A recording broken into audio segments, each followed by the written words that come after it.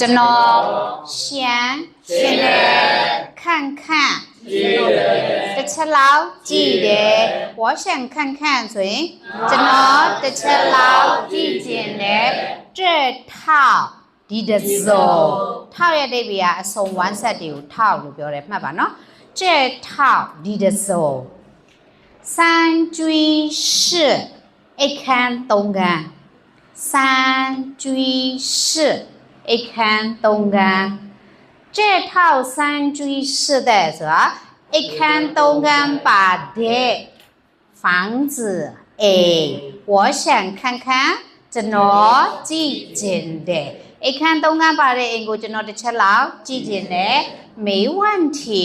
ပြဿနာမရှိပါဘူးကိစ္စမရှိပါဘူး没问题这套房子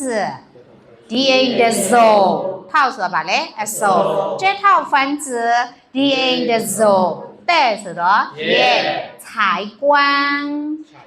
官ရဲ့အိဗေကဗာလဲဟိုမှာရေးပေးထားတယ်တဘာဝလင်းရောင်ရရှိမှုကောင်းတဲ့အရာနော်တဘာဝလင်းရောင်ရရှိမှုကောင်းတဲ့အရာဥပမာကမင်းတို့ကအိမ်ဝယ်မယ်တိုက်ခန်းဝယ်မယ်ဆိုရင်ဘယ်ဘက်ကိုလှည့်တဲ့အိမ်တွေကအလင်းရောင်ရရှိမှုအကောင်းဆုံးလဲတောင်ဘက်ဟုတ်တယ်တောင်ဘက်အဲဆိုရင်အိမ်တွေဖြစ်ဖြစ်တိုက်ခန်းတွေဖြစ်ဖြစ်အဆောက်အဦတွေဖြစ်ဖြစ်စောက်မယ်ဆိုရင်တောင်ဘက်လှည့်ရဲ့အလင်းရောင်ကောင်းအကောင်းဆုံးရရှိမှုဒါမှမဟုတ်နောက်တစ်ခုရှိသေးတယ်ဘယ်ဘက်လှည့်မလဲအရှိတောင်ဘက်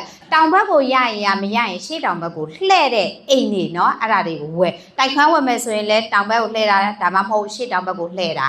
အိမ်ဆောင်မယ်ဆိုရင်လည်းတောင်ဘက်ကိုလှည့်တာဒါမှမဟုတ်ရှေ့တောင်ဘက်ကိုလှည့်တာအဲ့ဒီဘက်ကိုလှည့်ထားတဲ့အိမ်တွေကအလင်းရောင်ရရှိမှုအကောင်းဆုံးဘက်တွေဖြစ်တယ်เนาะအဲ့ဒါမှသူကခြိုင်ကွမ်းဆိုတာအလင်းရောင်ရရှိမှုအားကဟင်ခါအရန်ကောင်းပါတယ်အဲ့ဒါဆိုတော့ဘယ်ဘက်ကိုလှည့်ထားလို့လဲတောင်ဘက်သို့မဟုတ်အရှေ့တောင်ဘက်